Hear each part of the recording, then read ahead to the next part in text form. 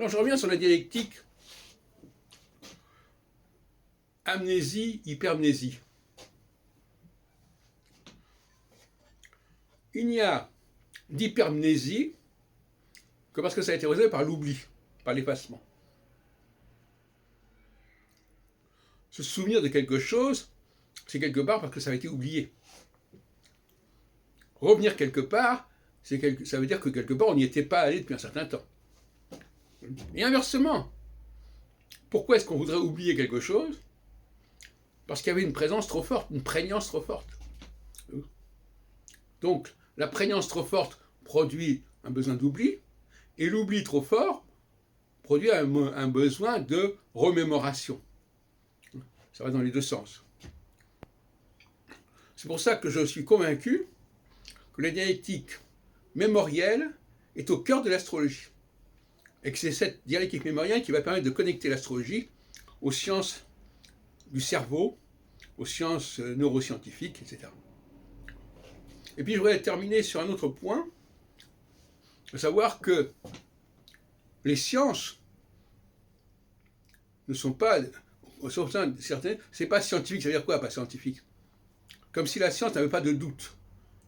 Les scientifiques sont tout le temps des gens qui remettent en question ce qui a été fait avant eux.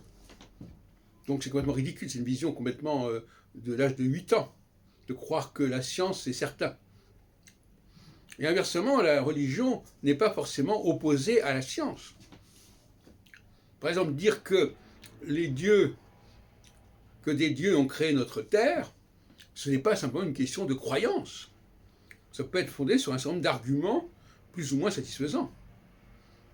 Donc cette opposition entre religion et science est dépassée et dérisoire. Il y a autant de croyances dans le domaine de la religion que dans le domaine de la science.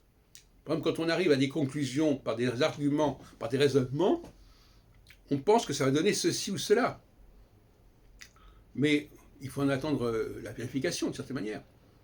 Et justement, dans le domaine de la recherche, il y a des gens qui sont incapables de mener correctement un raisonnement personnel parce qu'ils n'ont aucune confiance en eux.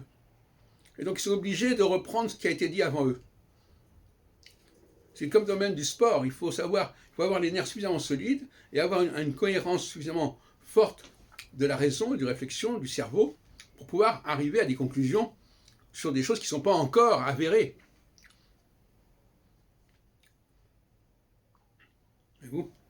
Donc, il y a un travail de réflexion, de raisonnement, de déduction et d'induction qui est indispensable à tout chercheur, que ce soit dans le domaine des sciences humaines, dans le domaine de l'histoire, dans le domaine des sciences physiques. Si on n'a pas cette capacité-là, on ne peut être qu'un médiocre chercheur.